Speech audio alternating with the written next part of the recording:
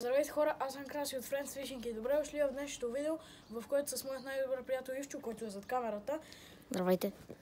Ще отидем да пробваме костурчетата на язовир Спанчевци. Както помните, миналият път ни валя дъжд 4 часа, хора, 4 часа, но не се отказахме и накрая хванахме едно костурче, точно когато бяхме загубили надежди. И вие никога не се отказвайте и се включваме на язовира. Ай! И хора, вече сме на гьола, има много гаден вятър, но няма да се отказваме. Хора, стана голям гаф, скъсах си хубавата двойна блесна, която ми беше подарък и ми носеше много късмет. И днес може би няма да имаме успех, защото трябва да мятам на тази огромна клатушка на Мепс. И днес най-вероятно няма да хванем нищо, за жалост. И хора, вече сме на другото място, там е Ивчо, той почва да мята там.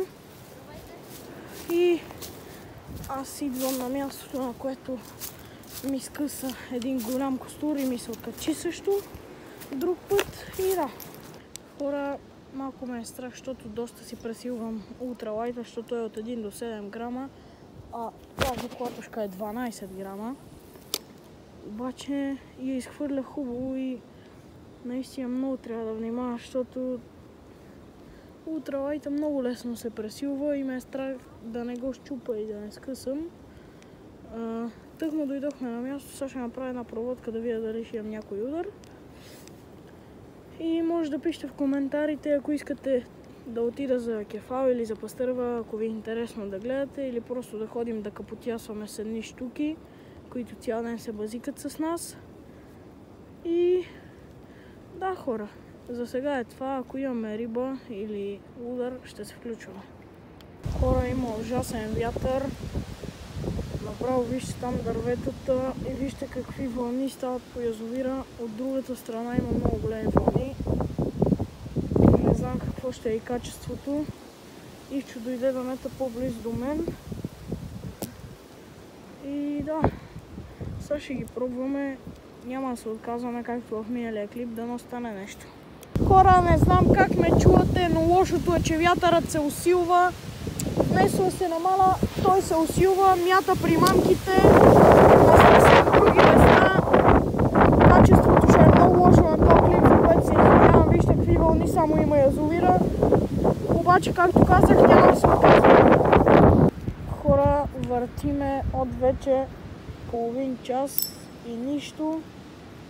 Наистина вече се поотчаиваме.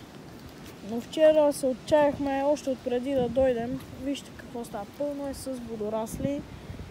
Абсолютно гора отдолу. Ето. Но няма да се отказваме, защото ако се откажем, цяла нощ ще го мислим. По-добре сега да постоим, да ни подуха вятъра, отколкото да се тръгнем. Нали, Ивчо? Той даже не ме чу какво казвам. И дано поне един от нас да успее да хване някое костурче, за да не сме капо. Сега отиваме към мястото да помятаме малко и ако няма успех, направо ще се прибираме. Точно когато се бяхме отказали, стана това. Хора, удари ми костур. Мисля, че е костур, да, сега ще видим какво е.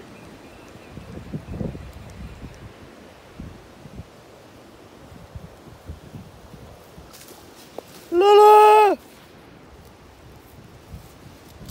Трофеен костур, хора! Казах ви, че не трябва да се отказвате. Вижте само на колко голяма въртележка, по-точно на колко голяма клатушка съм го хванал. Хора, ето го костура и на метъра. Почти 25 см. Хора, хубавото е, че ударих един хубав костур. Това е моя рекорд вече. 25 см костур. Да ви кажа, просто не успях да си настроя камерата, защото ме беше страх да не се откачи като този вчера. И не снимах точно как тръска, обаче хубавото е, че снимах как го извадих. И да, иначе на ултралайт въдичката се усеща супер добре, хора.